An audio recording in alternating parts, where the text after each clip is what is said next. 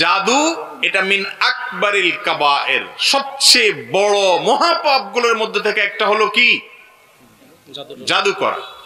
ইসলামী শরীয়ত কিছু কিছু অপরাধের জন্য দুনিয়াতে নগদ শাস্তির ব্যবস্থা রেখেছে, সেটা অত্যন্ত কঠিন শাস্তি, মহাশাস্তি। তার মধ্যে থেকে একটা হলো এই জাদু যে করে সে, এই ব্যক্তির শাস্তি হলো সরাসরি মৃত্যুদণ্ড। এত ডেঞ্জারাস অপরাধ এটা আল্লাহর কাছে। কিন্তু এটা আমাদের সমাজে ইদানিং অনেক বেড়েছে। ইন্দোনেশিয়াতে এটার পরিমাণ অনেক বেশি, আমাদের দেশে এটা অনেক কম ছিল, সম্প্রতি অনেক বাড়ছে। কিছু হলেই জাদু করে, এবং যাকে জাদু করা হয় সে অসুস্থ হয়ে যায়, নানা রকমের ক্ষতি হয়।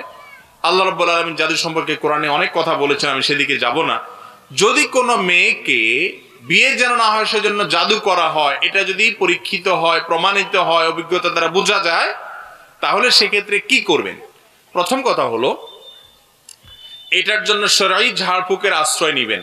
শরঈ ঝাড়ফুঁকের মধ্যে থেকে একটা হলো, প্রিয় নবী সাল্লাল্লাহু আলাইহি সাল্লামকে জাদু করা হয়েছে, আপনারা জানেন না? ওনাকে জাদু করেছে কে? একজন ইহুদি, তার নাম হলো লাবিদ ইবনে আসম। এই কপাল পড়া আমাদের প্রিয় নবী সাল্লাল্লাহু আলাইহি সাল্লাম মাথার একটা চুল সংগ্রহ করেছে। এই চুলটা নিয়ে সে ওই চুলের মধ্যে বিভিন্ন কুফরি মন্ত্র ইত্যাদি প্রয়োগ করে জাদু করছে, ওইটাকে একটা কূপের তলায় ফেলে রেখেছে। এবার নবী করিম সাল্লাল্লাহু আলাইহি সাল্লাম অসুস্থ হয়ে গেলেন। যে অসুস্থতার কোনো আরোগ্যের পথ পাওয়া যায় না, সকল ডাক্তার ফেল, সকল মেডিকেল টেস্ট সবকিছু করার পরও, ওষুধ মেডিসিন সবকিছু করার পরও কোনো কাজ হয় না, দিন দিন শুকিয়ে যাচ্ছে। কিছু সিমটম আছে, বোঝা যায় যেটা ব্ল্যাক ম্যাজিক করা হয়েছে, জাদু করা হয়েছে।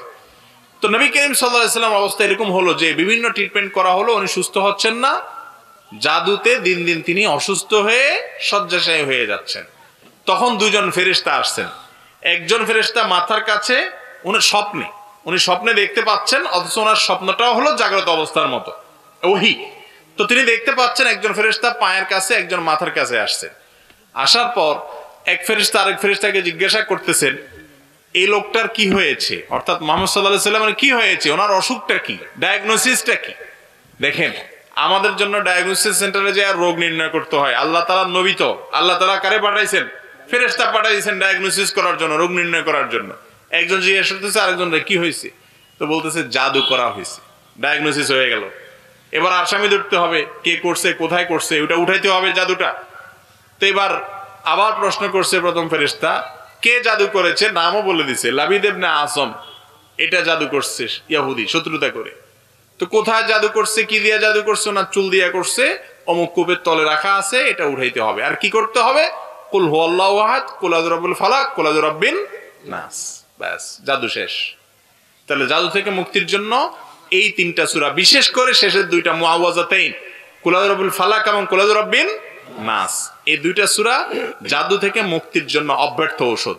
যদি কেউ জাদুগ্রস্ত রোগী মনে হয়, তার খাবারে সবকিছুতে ফু দিয়ে দিয়ে তাকে খাওয়ান, এটাতে পানি পড়ে তার শরীর ধোন এবং এই জাতীয় কাজগুলো করেন। যদি আরো বেশি জটিল পর্যায়ের হয়, তাহলে সেক্ষেত্রে যারা শরঈ ঝাড়ফুঁক করেন, কোরআন এবং হাদিসের আলোকে সে মানুষগুলোর শরণাপন্ন হন, তাদের মাধ্যমে ঝাড়ফুঁক করান, ইনশাআল্লাহ বিদিনাল্লাহ তাআলা আমাদেরকে আরোগ্য দিবেন। আর ছেলে মেয়ের বিয়ের ক্ষেত্রে অভিভাবকরা অনেক সময় যেটা হয়, প্রত্যেকটা জিনিস এটা সময় থাকে, সময় থাকতে দেয় না, দাম বাড়ায়, ঘুরাঘুরি করে, আরো ভালো চায়, মনে হয় যে বাজারে কিছু কিনতে গেছে, বেচতে গেছে, এরকম একটা অবস্থা। এসব করতে করতে সময় পার করে ফেলা, এরপর আর আসে না, তখন বলে যে কি হয়েছে, আপনার জাদু করছে। আবার এটাও ঠিক যে অনেককে জাদু করা হয়। এই জন্য দুই দিকটা আমাদের মাথায় রাখতে হবে। নবী করিম সাল্লাল্লাহু আলাইহি সাল্লাম বলেছেন, তোমাদের সন্তানদের জন্য যখন এমন কাউকে পাবে যার দিনদারির ব্যাপারে, তার চরিত্রের ব্যাপারে, আখলাক আচরণের ব্যাপারে তোমরা মোটামুটি সন্তোষজনক মনে করবা, দেরি করবা না, আর বিয়ে দিয়ে দিবা। কারণ দেরি যদি করো, সমাজ ফিতনায় ভরপুর হবে, তোমার ঘর ফিতনায় ভরপুর হবে, পরে আর আফসোস করে কি হবে না, কাজ হবে না। আল্লাহ তাআলা আমাদেরকে বুঝার তৌফিক দান করুন। বিশ্ববিদ্যালয়ে সহশিক্ষা ব্যবস্থা চালু আছে, এমত অবস্থায় একজন ভর্তিকৃত ছাত্রীর করণীয় কি? যেখানে সহশিক্ষা চালু আছে, ছেলে মেয়ে একসাথে থাকে, সেখানে যদি পর্দার সাথে নিজের ব্যক্তিত্ব, নিজের পার্সোনালিটি, প্রাইভেসি এবং ইসলামের পর্দার যে বিধিমালা আছে, নির্দেশনা আছে, এটা মেনে যদি তিনি পড়তে পারেন ভালো। আর যদি পর্দার বিধান লঙ্ঘন হয় তাহলে সেক্ষেত্রে সেরকম প্রতিষ্ঠানে পড়া তার জন্য কিনে জায়েজ নাই, তার পর্দাটাকে তাকে নিশ্চিত করতে হবে। যদি পর্দা লঙ্ঘন করতে হয় তাহলে পর্দা লঙ্ঘন করে হারাম এর পথে গিয়ে কোনো কাজ করাই মুসলমান নারী হোক পুরুষ হোক কারোর জন্য জায়েজ নাই। হাত তুলে মোনাজাত করা যায় কিনা? জি ভাই, হাত তুলে মোনাজাত করা জায়েজ, বরং সুন্নাহ। বিভিন্ন বর্ণায় হাত তুলে দোয়া করার ব্যাপারে কথা আছে। হাত তোলার পরে আপনি মুখে মুছবেন কিনা মুছবেন না এই ব্যাপারে ওলামাদের মধ্যে ইখতিলাফ আছে।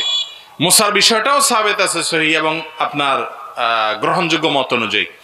আর হাত তোলার ব্যাপারেও সাবেত আছে, ইদা সাআলতুমুল্লাহ ফাসআলু বিআকুফিকুম, যখন আল্লাহর কাছে কিছু চাইবে দোয়া করবে হাত তুলে আল্লাহর কাছে দোয়া করবে। নবী করিম সাল্লাল্লাহু আলাইহি ওয়াসাল্লাম দোয়া করতেন হাত তুলে, তার হাত তোলাটা স্বাভাবিক থাকতো।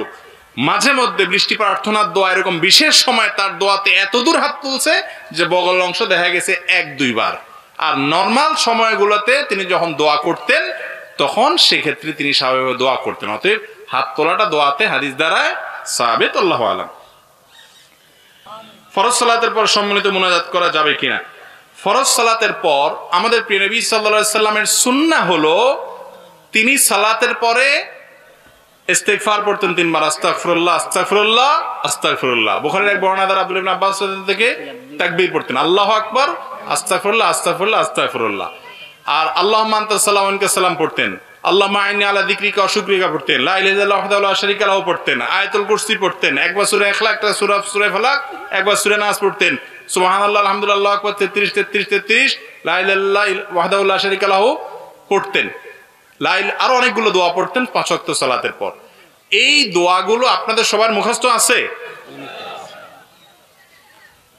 বেশিরভাগ মানুষই আমাদের দেশে মুখস্থ নাই, আমলও নাই, বেশিরভাগ মানুষের সারা দেশে, ঠিক না?